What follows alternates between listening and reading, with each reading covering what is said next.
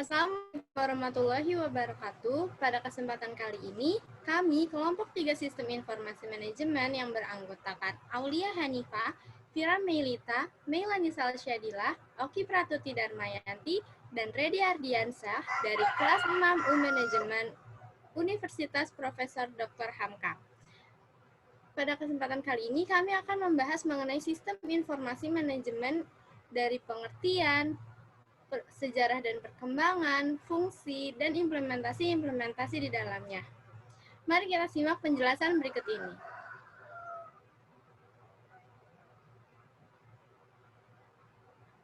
Yang pertama, sistem informasi manajemen yang akan dijelaskan oleh Oki Pratuti dan Mayanti.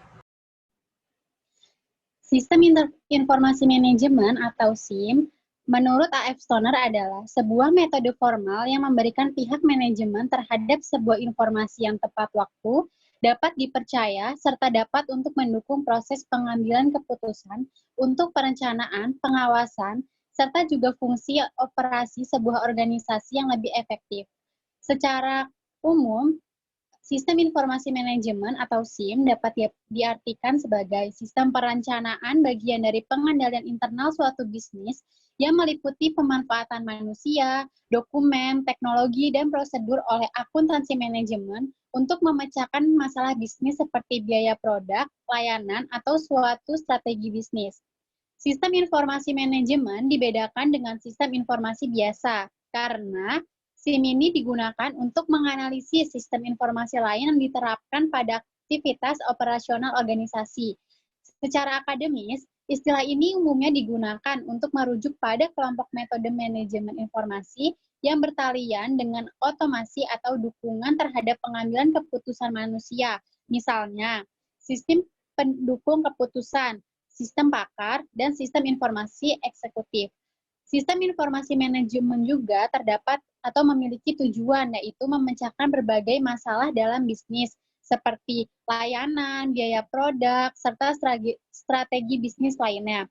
Keseluruhan sistem yang digunakan dalam rangka menganalisis sistem informasi yang lain pada penerapan aktivitas operasional dalam organisasi. Baik, selanjutnya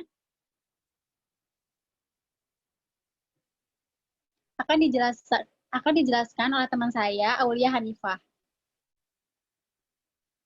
Informasi manajemen digambarkan sebagai sebuah bangunan piramida, di mana lapisan dasarnya ini terdiri dari informasi dan juga penjelasan. Kemudian lapisan berikutnya terdiri dari sumber informasi dalam mendukung operasi manajemen sehari-hari. Selanjutnya ada lapisan ketiga yang terdiri dari sumber daya sistem informasi yang tujuannya adalah untuk membantu perencanaan dan pengambilan keputusan untuk pengendalian manajemen. Dan lapisan yang terakhir yang terdiri dari sumber daya informasi untuk mendukung perencanaan dan juga perumusan kebijakan oleh tingkat manajemen. Selanjutnya, model pembantu keputusan. Manajemen sebuah database merupakan sebuah sistem perangkat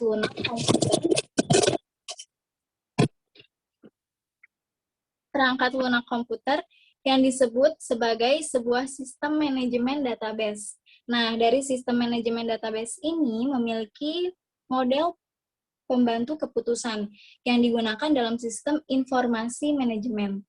Yang pertama, model cerdas. Model ini merupakan model pembantu keputusan untuk menemukan persoalan. Dan yang kedua, ada model keputusan. Model keputusan ini digunakan untuk mengenali dan juga menganalisis penyelesaian.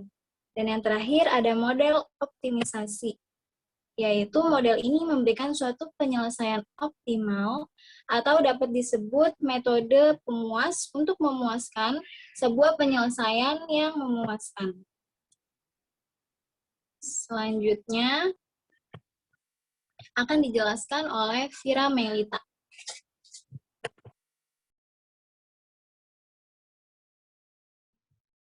Ya, lalu ada era perkembangan SIM. Era SIM terbagi menjadi 5 era.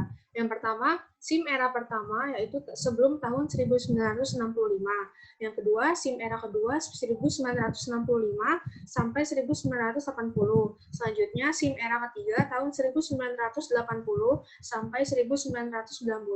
Yang keempat, SIM era keempat 1990 sampai 2000. Dan yang terakhir, SIM era kelima tahun 2000 sampai dengan sekarang. Perkembangan SIM era pertama sebelum tahun 1965. Era pertama dalam sejarah sistem informasi manajemen terjadi sebelum tahun 1965. Saat itu telah ditemukan komputer, namun bentuknya sangat besar. Komputer tersebut dikenal sebagai mainframe. Ukuran komputer tersebut hampir satu ruangan khusus dan membutuhkan beberapa teknisi untuk mengoperasikannya. Sedikitnya pengimplementasian komputer dalam sistem karena biaya yang besar. SIM era kedua tahun 1965 sampai dengan 1980. Era kedua ini dimulai pada tahun 1965. Saat itu, komputer telah berkembang pesat dari sisi performa.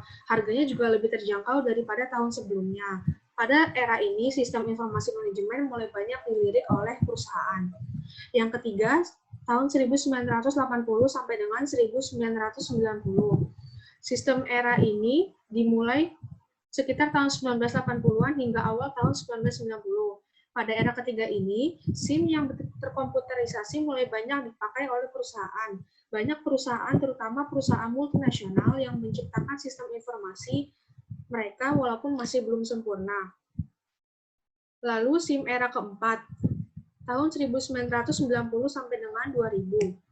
Pada era keempat ini adalah penyempurnaan teknologi di era sebelumnya. Perbaikan menghasilkan kecepatan akses jaringan yang lebih mudah dan lebih cepat.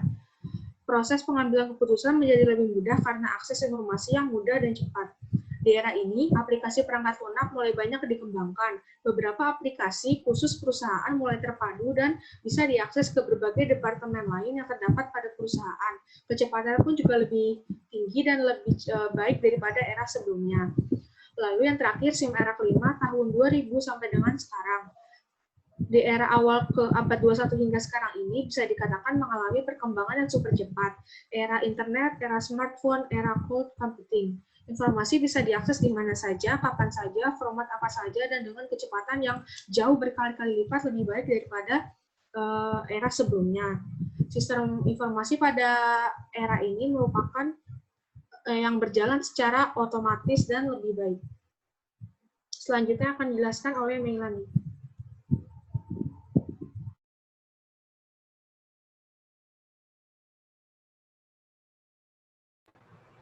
Selanjutnya mengenai fungsi-fungsi sistem informasi manajemen dalam perusahaan. Yang pertama, pengumpulan data. Sebuah perusahaan memiliki banyak sekali data bisnis yang berasal dari internal ataupun eksternal. Karena banyaknya data yang dimiliki oleh perusahaan, data perusahaan ini akan adanya beresiko hilang, disalahgunakan, atau sebagainya. Nah, sistem informasi manajemen ini sangat berperan dan berfungsi untuk mengumpulkan data-data yang diperlukan perusahaan secara sistematis dan terorganisir dan mengurangi risiko-risiko tersebut. Kedua, pengolahan data. Data yang terkumpul pada sebelumnya tidak bisa digunakan langsung dan dijadikan dasar untuk pengambilan keputusan. Data merupakan informasi mentah yang jika dilihat sekilas tidak akan mengambil keputusan apapun dan tidak menghasilkan keputusan apapun gitu. Maka melalui proses yang dijalankan oleh sistem informasi manajemen, data mentah akan diolah oleh manajemen untuk dijadikan keputusan yang memiliki nilai lebih bagi perusahaan. Selanjutnya, penyajian informasi. Informasi yang telah dihasilkan akan disajikan kepada pihak yang berwenang dan membutuhkan dalam perusahaan. Informasi tersebut digunakan perusahaan untuk kepentingan bisnis, di mana informasi ini harus disajikan dengan baik dan mudah dipahami agar semua informasi yang diberikan perusahaan akan terserap dengan baik dan mudah dipahami bagi pihak-pihak yang membutuhkan.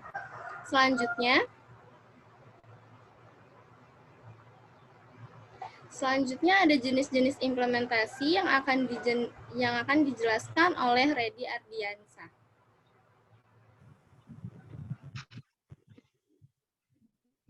Selanjutnya adalah jenis-jenis implementasi. Untuk penerapannya ada beragam sistem informasi manajemen yang memiliki fungsi sesuai dengan kebutuhan perusahaan. Biasanya yang menggunakan sistem ini adalah perusahaan serta instansi pemerintah. Berikut jenis-jenis sistem informasi manajemen. Yang pertama, Executive Support System atau ISS. Sistem ini memudahkan manajemen atau manajer untuk melakukan interaksi dengan lingkungan perusahaan. Caranya dengan menggunakan grafik dan support lainnya untuk berkomunikasi. Yang kedua, Group Decision Support System atau GDSS. Ada GDSS untuk grup dan DSS untuk individu. Keduanya hampir sama, bedanya hanya penggunaannya. GDSS digunakan untuk menemukan solusi permasalahan melalui pengumpulan ide dari suatu kelompok dan bukan individu. Biasanya ini dalam bentuk konsultasi, kuesioner, dan skenario, misalnya e-government. Yang ketiga, Expert System atau ES dan Artificial Intelligence atau AI.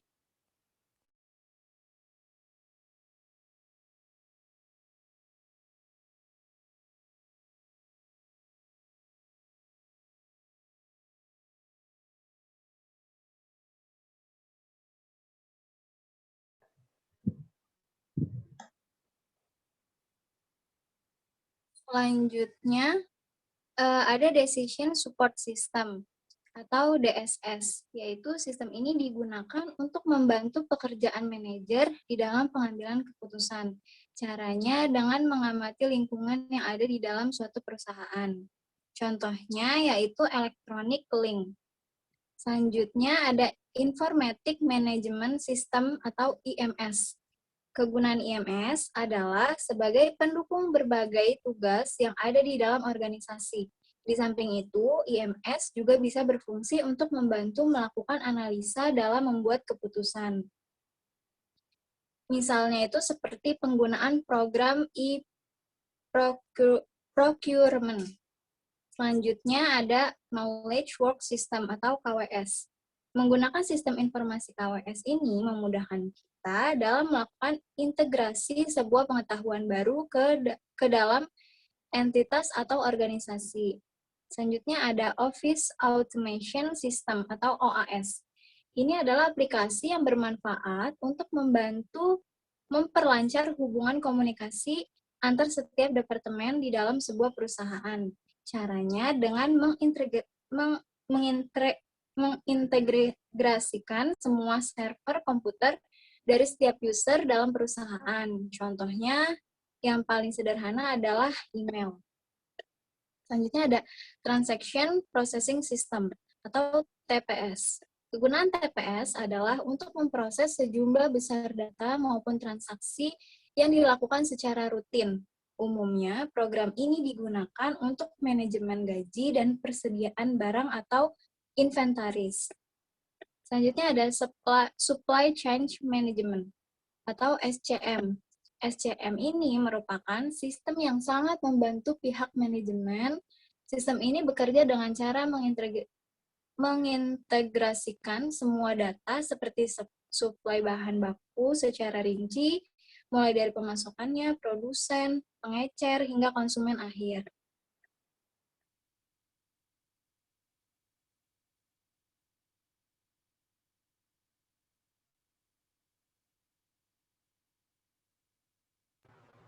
Nah, selanjutnya ada implementasi sistem informasi manajemen dalam bisnis. Setelah kita mengetahui jenis-jenis sistem informasi manajemen yang sudah disebutkan, ada implementasi-implementasi yang bisa diterapkan seperti secara garis besar, implementasi sistem informasi manajemen ini memberikan keuntungan kepada perusahaan seperti memberikan kecepatan, memberikan ketepatan, memudahkan klasifikasi, mengamankan data, lalu ada menjadi dasar cepat mengambil keputusan, memberikan efisiensi baik waktu, ketelitian, dan pembiayaan. Nah, Implementasi sistem informasi manajemen ini memang pada umumnya diterapkan dalam bisnis baik swasta maupun instansi pemerintah. Salah satunya di dalam Kantor Pelayanan Pajak Pratama Manado. Seperti informasi yang kami ketahui, bahwa sebelum penerapan SIM di KPP Pratama Manado ini, pengurusan pelaporan perpajakan wajib pajak dilakukan secara manual menggunakan sistem dari meja ke meja. Namun setelah penerapan sistem informasi manajemen di KPP Pratama Manado ini, pengurusan pelaporan perpajakan wajib pajak dilakukan menggunakan aplikasi online. Begitu juga dengan proses pembuatan pelaporan perpajakan yang bisa mencapai waktu sampai berminggu-minggu sebelum penerapan sistem informasi manajemen ini. Namun setelah penerapan sistem informasi manajemen ini atau SIM, proses pembuatan pelaporan memakan waktu cukup untuk 1 hari. Selanjutnya untuk kepegawaian, pegawai mengetahui kalau ada pemberitahuan untuk kasus jika ada berkas masuk. Namun setelah penerapan sistem informasi manajemen, pegawai mengetahui ada pemberitahuan atau kasus secara otomatis jika login ke dalam aplikasinya. Lalu untuk absensi kehadiran pegawai menggunakan tanda tangan di buku absen sebelumnya, tapi setelah penerapan sistem informasi manajemen, absensi kehadiran pegawai menggunakan mesin sidik jari. Nah, berbeda dengan kantor pelayanan pajak, jika sistem informasi manajemen ini diterapkan pada perusahaan produksi yang memproduksi sesuatu, sistem informasi manajemen ini dapat diterapkan dalam pengawasan staf, yaitu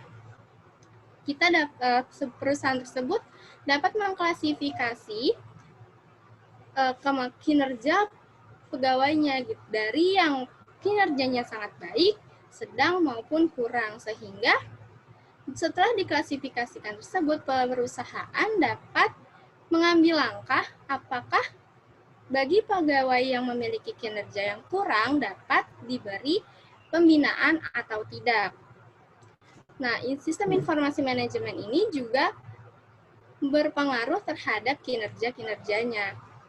Selanjutnya, sistem informasi manajemen dapat memberikan informasi mengenai hasil penjualan periodik, di mana informasi yang didapatkan dapat laporan per hari, per minggu, per bulan, maupun per tahun.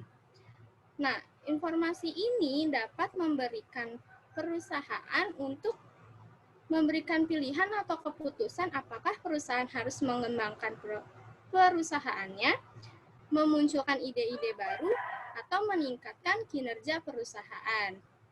Di mana sistem informasi manajemen ini dapat membantu perusahaan untuk mempermudah perencanaan untuk meningkatkan kinerja dari perusahaan tersebut dari informasi yang memang sudah didapatkan dari laporan-laporan yang dimiliki. Jadi, itu saja informasi mengenai sistem informasi manajemen dari kelompok 3. Kurang lebih mohon maaf. Terima kasih. Wassalamualaikum warahmatullahi wabarakatuh.